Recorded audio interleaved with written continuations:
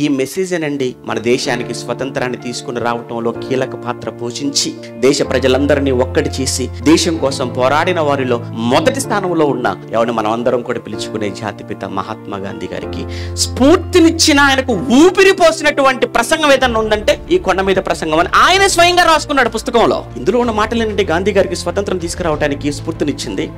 ఏంటి మీ ఆయుధం అని గాంధీ గారిని అడిగితే, నా ఆయుధం అహింస అన్నాడు ఆయన. మీకు ఎక్కడిది అహింస అనే ఆయుధం? బైబిల్. అంతేకాదు, సాత్వికులు ధన్యులు, మీరు భూలోకమునే, అమ్మో సాత్వికముతో ఉంటే భూలోకాన్నే స్వతంత్రించుకోవచ్చు అన్నప్పుడు ఈ దేశానికి స్వతంత్రం తెచ్చుకోలేవా మేము సాత్వికముతో అని కత్తి పట్టడానికి ఇష్టపడలేదు, కర్ర పట్టడానికి ఇష్టపడలేదు, బాంబు పట్టడానికి ఇష్టపడలేదు. వద్దు, కత్తి పట్టుకున్నాడు కత్తితో పోతాడు, బాంబు పట్టుకున్నవాడు బాంబుతోనే పోతాడు. ప్రేమ, యేసు ప్రేమ అనే ఆయుధాన్ని పట్టుకున్నాడు. ప్రపంచాన్ని జయించిన ప్రపంచ చక్రవర్తిగా ఈ రోజు కోటాను కోట్ల మంది గుండెల్లో యేసు కొలువై ఉన్నాడు. ఆయన ఏ దేశానికి చక్రవర్తి అయినా? ఆయన ఏమైనా అలెగ్జాండర్ లాగా జయించాడా దేశాలను?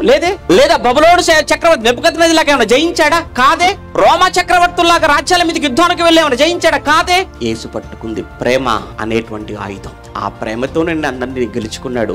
ఆ ప్రేమతోనేనండి అందరి హృదయాలను తన వైపుకు తిప్పుకున్నాడు.